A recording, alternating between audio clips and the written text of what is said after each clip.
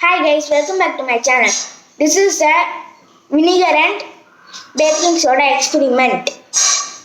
I will show you what will happen when I put baking soda in vinegar. Now see, the vinegar is transparently transparent.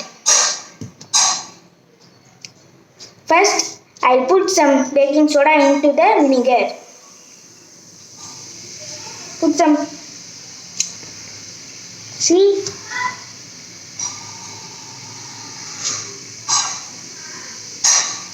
Put lots of vinegar in there and